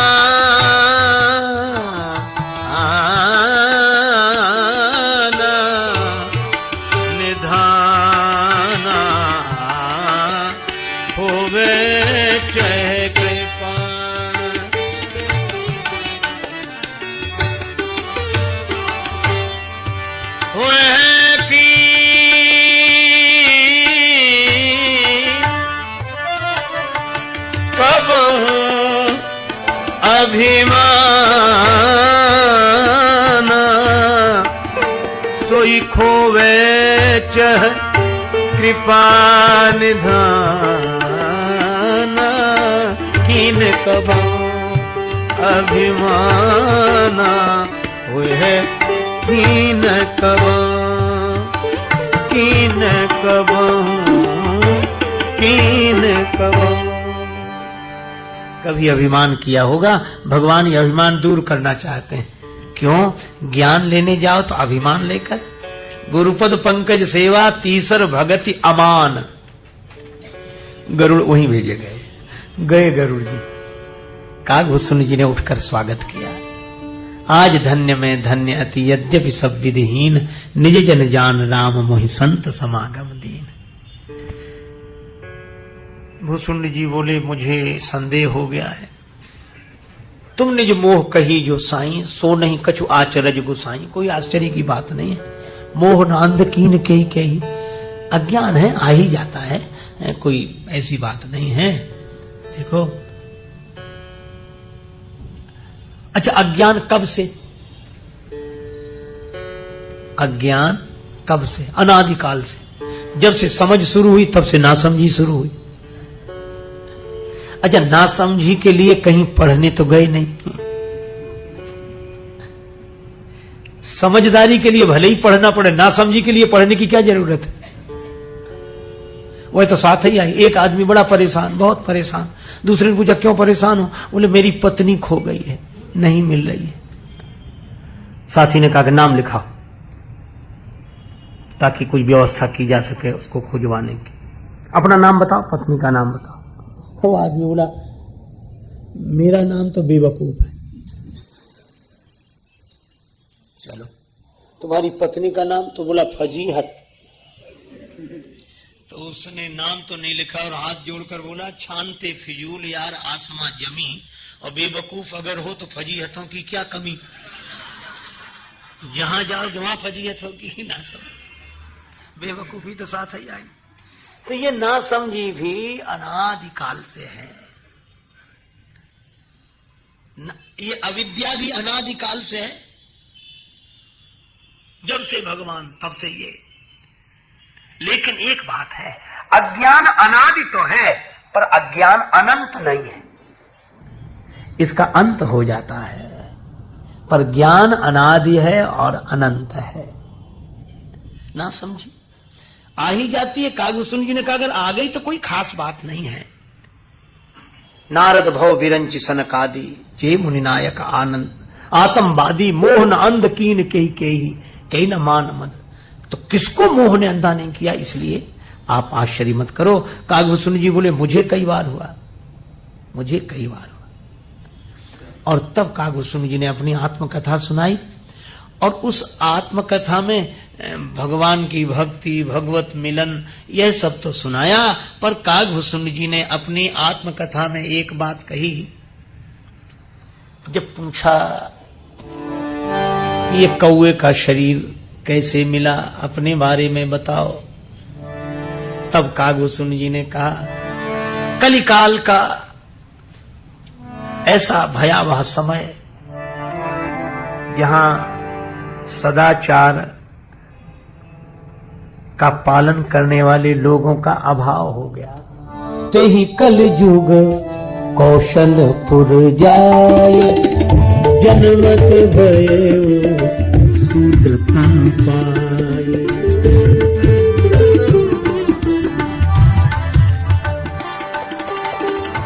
जनमत भय शूद्रता। अपनी कथा सुना रहे हैं श्री कागभूषण। किसे? गरुड़ जी को। गरुड़ जी आए, गरुड़ जी का संशय कागभूषण जी ने दूर किया।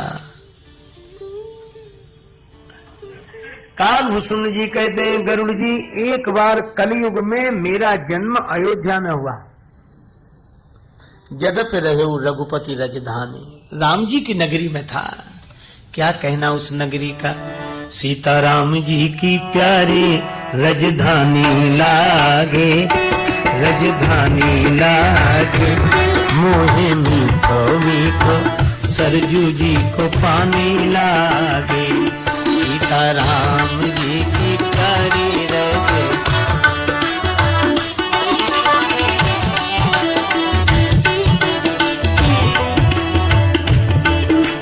धन्य कौशला धन्य के कई, धन्य सुमित्रा मैया, धन्य भूप दशरथ जी के आंगन खेलत चाले भैया।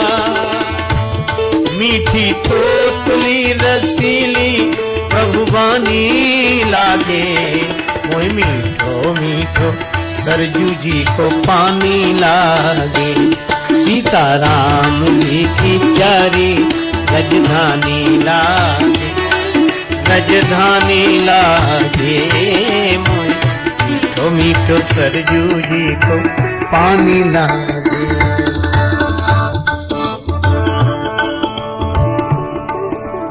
रंग महल हनुमान गढ़ी, मणि राम छावनी सुंदर। स्वयं जगत के मालिक बैठे कनक भवन के अंदर। सीताराम जी की शोभा सुख खानी लागे, मीठे मीठे सरजू जी को पानी लागे। सीताराम जी की प्यारी लगे,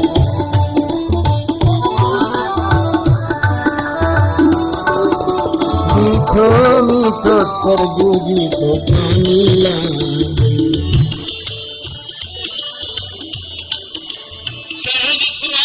जन्मभूमि श्री रघुवर राम लला की, जानकी महल सुच सुंदर शोभा लक्ष्मण जू के किला की। यहाँ के कण कण से तो प्रीति पुरानी लागे, मोहे मीठो मीठो सरजू जी पानी लागे। सीताराम जी की प्यारी रहे।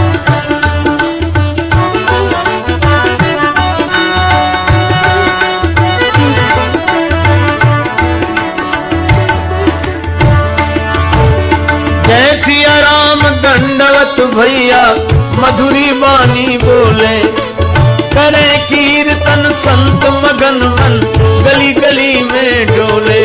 सीताराम नाम धुन प्यारी मस्तानी लागे, मोहे मीठो मीठो सरजू जी को पानी लागे। सीताराम जी की प्यारी रजधानी,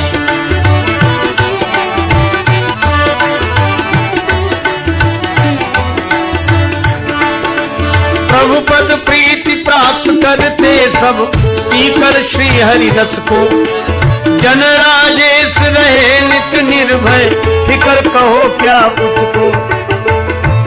जिसको माता पिता रघुराज सिया महारानी लागे, मोहे मीठो मीठो सरजू जी को पानी लागे। सीताराम जी की प्यारी रजधानी, मीठो मीठो सरजू जी को पानी लागे। सीताराम राम राम सीताराम, राम राम सीताराम।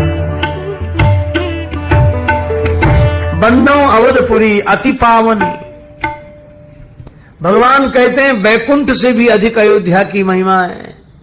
अवधपुरी सम नहीं प्रिय सो, मेरो अवध धाम ब्रह्मांड मुकुटमणि मंगलकारी है। उस अयोध्या में जिसकी इतनी महिमा, जन्म हुआ कागभूषुंड जी कहते हैं मेरा, लेकिन कलयुग का ऐसा प्रभाव था कि राम जी की नगरी अयोध्या में रहकर भी उस नगरी की महिमा समझ में नहीं आ गई। सचमुच समय का ऐसा प्रभाव, काल चक्र ऐसा कि अयोध्या देखकर भी लगता है कि यही अयोध्या, यही होगी तो ठीक है। ऐसे यह समय का चक्र, कलयुग का प्रभाव। और उसमें भी एक और घटना घट गई। क्या? कागभूषुंड जी कहते हैं अकाल पड़ गया अयोध्या में। अकाल, घोर अकाल, लोग इतने दुखी। तो मुझे लगा कि अरे नहीं, काहे की भगवान है और काहे की भगवान नगरी। ये कहते हैं सारे जगत का पालन करते हैं, अपनी नगरी का तो अकाल दूर नहीं कर पाते हैं, जगत का पालन करते हैं। अरे बोले छोड़ो इन्हें। कागभूषुंड जी कहते हैं कि मैंने अयोध्या का त्याग कर दिया, भगवान को भी नहीं मानता था मैंने कहा कि वह देवता बढ़िया जिसके यहां सब कुछ ठीक ठाक हो। वह तो कहां आए? कागभूषुंड जी कहते हैं मैं अयोध्या से उज्जैन आ गया। गयो उज्जैनी सुन उर्गारी। और उज्जैन में कौन? का देवाधिदेव महादेव भगवान शंकर। वहां चारों तरफ हरियाली, खाने पीने को खूब, बड़ा आनंद। हम कहा ये ठीक है, ये अयोध्या कुछ नहीं है, ये बेकार है। मैं रहने लगा, शिव भक्त हो गया। एक ब्राह्मण देवता मुझे मिले, मैंने उन्हें प्रणाम किया। गरुड़ जी ने कहा तो आप बड़े नम्र रहे होंगे इसलिए प्रणाम किया। बोले ना, नाटक कर रहे थे। कई बार प्रणाम करने वाले भी बड़े कुशल अभिनेता होते हैं, वैसे वैसे करेंगे कि जैसे लगेगा कि इनसे अधिक नम्र कोई है ही नहीं। बाहिज नम्र देख मोहि साई, विप्र पढ़ाओ पुत्र की नाई। ब्राह्मण देवता को मैंने प्रणाम किया तो वे मुझे अपने पुत्र की तरह पढ़ाने लगे और मैं पढ़ने लगा। अच्छा, तो ज्ञान पाकर तो आप फिर बड़े विनम्र हो गए होंगे। बोले नहीं, बदला मैं। फिर भयउ जथा अहि दूध पियाए। विद्या पाकर तो मैं और ऐसा हो गया जैसे सांप का जहर बढ़ गया हो दूध पीने से। तो आप करते क्या थे? बोले अब तो मैं वैष्णवों को देखता तो जलने लगता और भगवान विष्णु का विरोध करता, शंकर जी की प्रशंसा करता। हरिजन दुज देखे जरऊं करऊं विष्णु कर द्रोह। गुरु जी समझाते कि देख, विद्या तो अभेद बुद्धि प्राप्त करने के लिए होती, तू भगवान में भी भेद कर रहा। अरे महाराज, शंकर जी का मुकाबला वो क्या करेंगे? क्यों? यहां देखो शंकर जी के उज्जैनी में कितना आनंद है, वहां अयोध्या में देखो दशरथ देखो अकाल है, बेकार वो नहीं है। अब गुरु जी बहुत समझावे हैं कि देख, तू राम जी का विरोध मत कर, तू भगवान विष्णु का विरोध मत कर। शंकर जी की भक्ति का यह अर्थ नहीं है कि तू दूसरों का विरोध करे और भगवान का विरोध करे। पर बोले गुरु जी मुझे रोज समझाते, पर मैं नहीं मानता। तो कुछ दिन बाद मुझे ऐसे लगने लगा कि गुरु जी भी कुछ कम समझते हैं, इनका भी दिमाग कुछ ऐसा ही है। उन्हें एक दिन इसी तरह गुरुजी बड़े प्रेम से समझा रहे थे कि बेटा, मैंने कहा नहीं नहीं, शंकर जी के आगे कुछ नहीं। तो गुरुजी बोले सुन, तू जिन शंकर जी की बात कर रहा है वे शंकर जी भी उन्हें अपना भगवान मानते हैं। हर का हरि सेवक गुरु कहे, सुन खगनाथ हृदय ममद। मेरे हृदय में आग लग गई कि शंकर जी और उनके भक्त हो ही नहीं सकता। बोले उस दिन से मैंने गुरुजी को यह समझ लिया कि इन्हें कुछ नहीं आता जाता। फिर गुरुजी फिर भी मौका देखकर समझाते रहते, करुणा का भाव। एक दिन शिव मंदिर में मैं बैठा हुआ था। एक बार हर मंदिर जपत रहे हूं हर नाम, गुरु आए अभिमान ते उठ नहीं कीन प्रणाम। महाकालेश्वर भगवान देवादिदेव शिव के मंदिर में बैठा हुआ मैं ओम नमः शिवाय, ओम नमः शिवाय, ओम नमः शिवाय का जप कर रहा था। गुरुदेव आए, गुरु आए,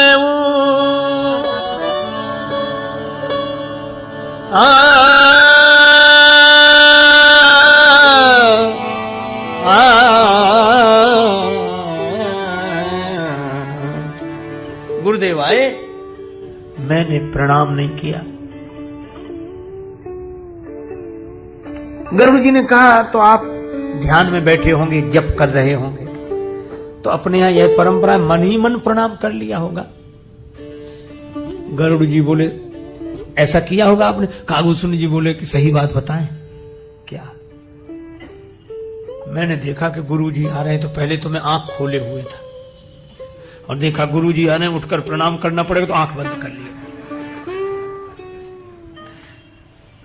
जिनकी वजह से आंख खुली थी उन्हें देखकर आंख मूंद ली। गुरु आए अभिमान थे, अभिमान के कारण मैंने उठकर प्रणाम नहीं किया। लेकिन गुरुदेव तो गुरुदेव है, अरे चल तू चाहे जैसा रहे, पर हम अपना बड़प्पन क्यों छोड़े तेरे पीछे। वही बात है, एक बार किसी ने पानी से कहा कि पानी तुम पत्थर के टुकड़े को डुबा देते हो, लोहे की कील को डुबा देते हो, पर बड़ी बड़ी लकड़ी बहती रहती है उसे नहीं डुबाते क्यों? जल नहीं बोरत काठ को कहो कहां की प्रीति। पानी ने उत्तर दिया अपनों सींचो जानी के यही बढ़ने की रीत है। क्यों नहीं डुबाते? पानी ने कहा कि जिसको सींच कर हमने ही बड़ा किया, अगर डुबा देंगे तो बड़प्पन क्या रहेगा। यही गुरुदेव की बात है। और इसीलिए गुरु कृपालु नहीं कहो कछु उर न रोस लवलेश। मैंने प्रणाम नहीं किया तो गुरु जी ने कुछ नहीं कहा, और ऐसा नहीं कि गुरु जी ने बाहर से कुछ ना कहा हो, भीतर आग लगी हो। ऊपर में कोई बात नहीं, कोई बात नहीं, लेकिन भीतर तो बुरा लगा ही ना। ना, गुरु कृपालु नहीं कहो कछु न वाणी में और उर न रोष लवलेश।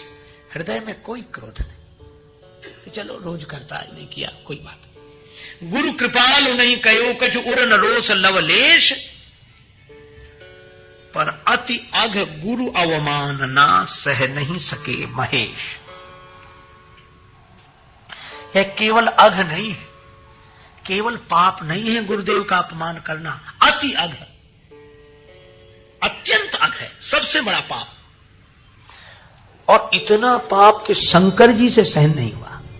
अति अघ गुरु अवमानना सह नहीं सके महेश, मंदिर माज भई नभ बानी रेहत भाग्य अज्ञ अभिमानी, यद्यपि तब गुरु के नहीं क्रोधा, अति कृपालु चित सम्यक बोधा।